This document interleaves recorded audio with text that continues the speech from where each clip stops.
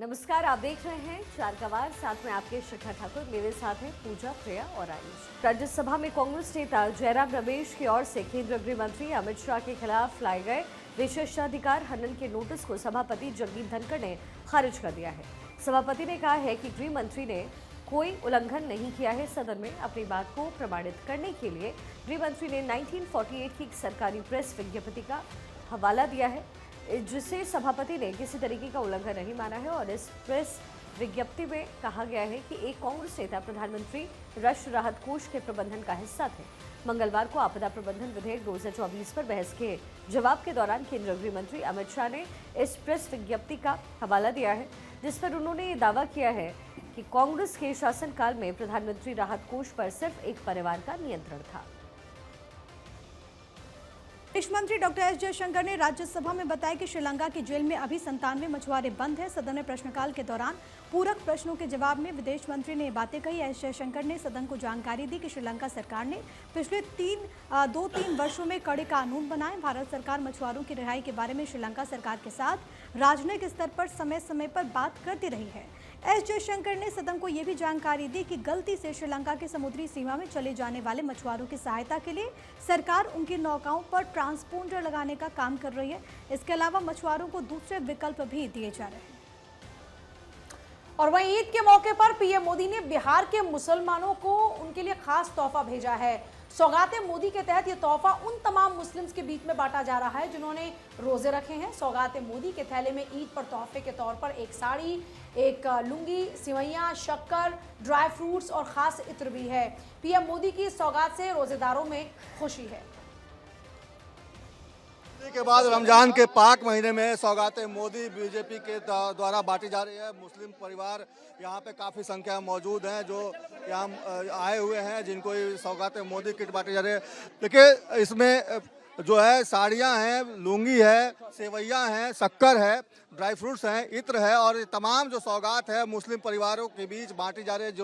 जिन लोगों ने रोजे का एहतमाम किया था उन तमाम लोगों के बीच ये मोदी किट दी जा रही है। सौगातें मोदी दिल्ली के बाद अब पटना के हाईकोर्ट मजार पे तमाम परिवार यहाँ मौजूद हैं। इन लोगों के बीच यह किट बांटी जा रही है और सबको एक तरह से कहा जाए तो ईदी दी जा रही है। तो एक तरह से कहा जाए तो ये ईद के मौके पर पीएम मोदी ने जो घोषणा की थी, ईद के मौके पर ईदी दी जाएगी, सौगातें मोदी सबको दी जाएगी। और यही वजह है कि यहाँ पे तमाम जो लोग हैं बीजेपी के लोग वो यहाँ मौजूद हैं और इन तमाम लोगों ने यहाँ पर ईदी देने का काम किया। मोदी किट, सौगातें मोदी तमाम मुस्लिम भाइयों को देने का काम कर रहे हैं, जिसकी वजह से तमाम लोगों में खुशी की लहर दौड़ पड़ी है। अपने सहयोगी मृत्युंजय के साथ सर्वेश कुमार सिंह, भारत 24 पटना।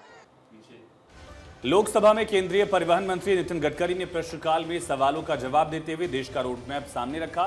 टेरर फंडिंग के आरोपी सांसद राशिद इंजीनियर के एक सवाल पर गडकरी ने बताया कि बस कुछ ही वक्त के बाद दिल्ली से कटरा तक का रास्ता सिर्फ 6 घंटे का रह जाएगा।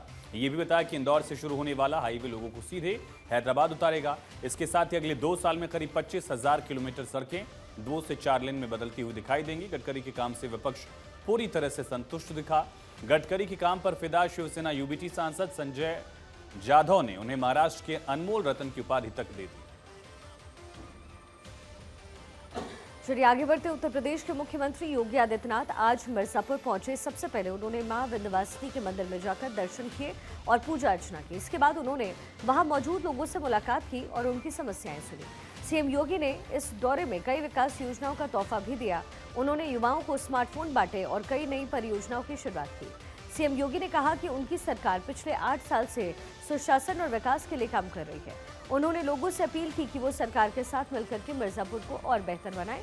इस दौरे से लोगों में खासा उत्साह देखा गया। सीएम ने विपक्ष पर भी निशाना साधा और कहा कि उनकी सरकार जनता की भलाई के लिए दिन रात मेहनत कर रही है। ये वही प्रदेश था 8 वर्ष पहले जो बीमारू कहा जाता था, क्योंकि उस समय बीमारू राज्य नहीं था, बीमारू तत्कालीन व्यवस्था थी, तत्कालीन सरकारों की कार्यपद्धति बीमार थी और इसलिए वो अनिर्णय का शिकार थी, कोई रिजल्ट नहीं दे पाती थी। समाज का हर तबका उससे तबाह रहता था। आज सरकार की कार्यपद्धति जिस तत्परता के साथ निर्णय लेने की है, जितनी शुचितापूर्ण पारदर्शितापूर्ण और ईमानदारी पूर्वक उसे लागू करने की है, उसके परिणाम भी उतनी ही ईमानदारी से, उतनी ही तत्परता के साथ, उतनी शुचितापूर्ण और पारदर्शी तरीके से उसके परिणाम भी हम सबको देखने को मिलते हैं। और यही परिणाम आज नए भारत के, इस नए उत्तर प्रदेश का निर्माण कर रही है। इन नए भारत का, ये नया उत्तर प्रदेश जो आज स्वयं बीमार नहीं है और देश के विकास में भी बैरियर नहीं बना है, बल्कि भारत की इकोनॉमी को, भारत की अर्थव्यवस्था को एक ग्रोथ इंजन के रूप में सपोर्ट करने को अपने आप को तैयार कर रही है। उत्तर प्रदेश ने इन 8 वर्षों में जो सफलता प्राप्त की है, उन अच्छे कर्मचारियों की नियुक्ति, जो कर्मचारी पहले, जो अधिकारी और कर्मचारी पहले से थे, उनकी कैपेसिटी बिल्डिंग के माध्यम से उन्हें आगे बढ़ा करके, प्रोत्साहन दे करके आज जो परिणाम हमारे सामने है, आज हर एक क्षेत्र में उत्तर प्रदेश आगे बढ़ता हुआ दिखाई दे रहा है। वहीं रूस के राष्ट्रपति व्लादिमीर पुतिन जल्द ही भारत का दौरा करेंगे। पिछले साल अपने रूस दौरे में प्रधानमंत्री नरेंद्र मोदी ने पुतिन को भारत आने का न्योता दिया था।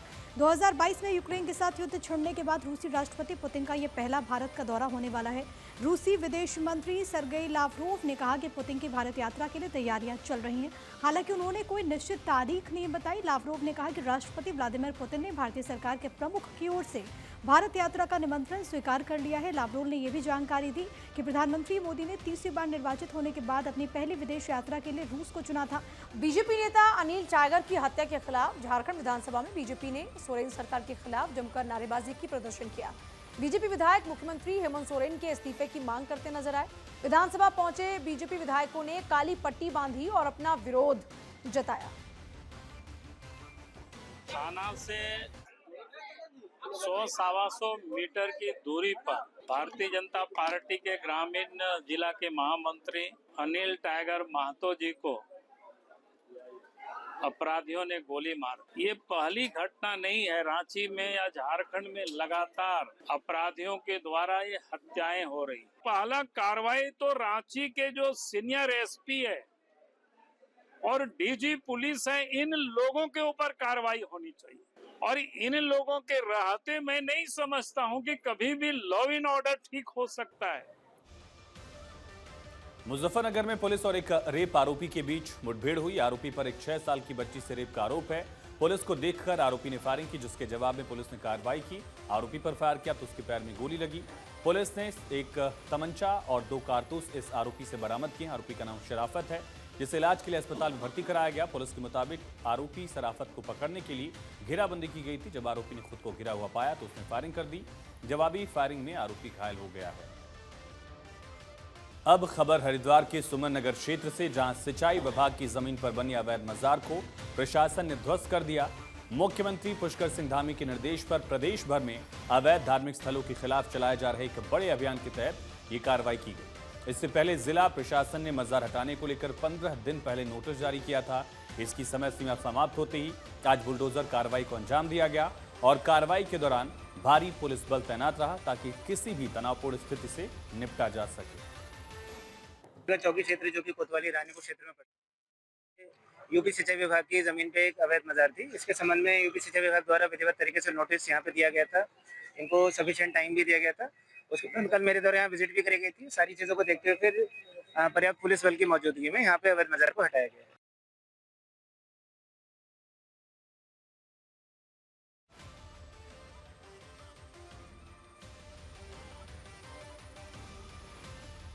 दिल्ली के नरेला इंडस्ट्रियल एरिया में एक शख्स का गैंगस्टर स्टाइल में अवैध हथियार लहराने का वीडियो सोशल प्लेटफॉर्म पर वायरल है, तो पुलिस ने फौरन एक्शन लेते हुए उसे अरेस्ट कर लिया है।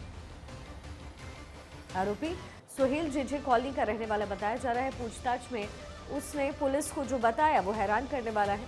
सुहेल ने बताया कि वो बड़ा क्रिमिनल बनने का सपना देखता रहा, इलाके में रॉब रहे, इसलिए वो हमेशा पिस्टल लेकर के घूमता रहा। वहीं सोशल मीडिया पर फॉलोअर्स बढ़ाने के लिए ही उसने पिस्टल लहराने वाला ये वीडियो बनाया। भाई जम्मू कश्मीर में लगातार आतंक विरोधी अभियान चल रहा है और इसी में कठुआ जिले में 4 से 5 आतंकियों को सेना ने घेर लिया, जिसके बाद कई घंटों तक इन आतंकियों के साथ सुरक्षा बलों की मुठभेड़ चली। आतंकियों की फायरिंग में डीएसपी धीरज सिंह समेत 4 पुलिसकर्मी को गोली भी लगी, जिन्हें नजदीकी अस्पताल में एडमिट किया गया। फिलहाल सुरक्षा बलों ने पूरे इलाके को घेर लिया, ऑपरेशन जारी है। जुठाना इलाके में 4 से 5 आतंकियों के छिपे होने की सूचना मिलने के बाद सुरक्षा बलों की तरफ से सर्च ऑपरेशन चलाया गया। फायरिंग शुरू हो गई। इससे पहले सोमवार को कठुआ के हीरानगर सेक्टर में आतंकियों और सुरक्षा बलों के बीच एनकाउंटर की खबर सामने आई। और वहीं बॉलीवुड के दबंग सलमान खान एक बार फिर से सुर्खियों में आ गए हैं और इस बार सुर्खियों में आने की वजह कोई फिल्म या कोई बयान नहीं, बल्कि उनके हाथ में नजर आई एक खास घड़ी है। सलमान ने हाल ही में सोशल मीडिया पर अपनी कुछ पिक्चर्स शेयर की थी, जिसमें वो जैकब एंड कंपनी की एपिक एक्स राम जन्मभूमि घड़ी पहने नजर आए। इस घड़ी की कीमत करीब 34 से 60 लाख रुपए बताई जा रही है और उसमें भगवान राम, हनुमान और राम मंदिर की नक्काशी के साथ जय श्री राम लिखा हुआ है। ये तस्वीरें सलमान खान ने अपनी आने वाली फिल्म सिकंदर के प्रमोशन के दौरान पोस्ट की, जिसमें वो नीली शर्ट और कैजुअल लुक में नजर आ रहे हैं। लेकिन लोगों का ध्यान उनकी घड़ी पर गया, जो राम मंदिर के उद्घाटन की याद में बनाई गई एक खास लिमिटेड एडिशन है। इस घड़ी को लेकर सोशल मीडिया पर तरह तरह की बातें हो रही हैं। कुछ लोग सलमान के इस लुक की तारीफ कर रहे हैं, तो कुछ इसे लेकर अपनी हैरानी जता रहे हैं। दुबई के क्राउन प्रिंस शेख हमदान एक बार फिर चर्चा में हैं। हाल ही में उनके घर एक नन्ही परी का जन्म हुआ, जिसकी जानकारी उन्होंने अपने सोशल मीडिया हैंडल पर साझा की। खास बात यह है कि उन्होंने अपनी बेटी का नाम हिंद रखा है, जो उनकी मां शेखा हिंद बिनते मखतूम के सम्मान में चुना गया है। ये उनकी चौथी संतान है। इस खुशी के मौके पर उनके फैंस और चाहने वालों ने बधाइयों का तांता लगा दिया है।